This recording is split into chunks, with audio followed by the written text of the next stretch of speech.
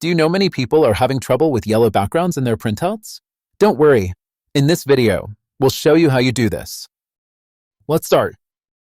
Step 1. Adjust colors.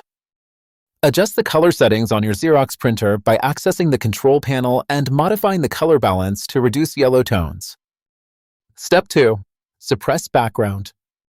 Enable Auto Background Suppression to minimize yellow tints by adjusting the printer's sensitivity to background colors.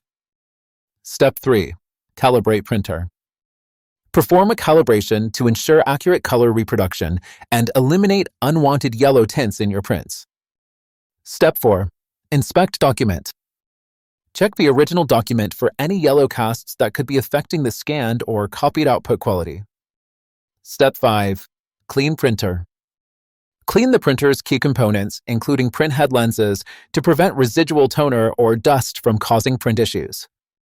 After following these steps, you should have clear, accurate printouts free from yellow tints. Still need help? Visit our website for the complete manual. There you will also find questions and answers from other Xerox users.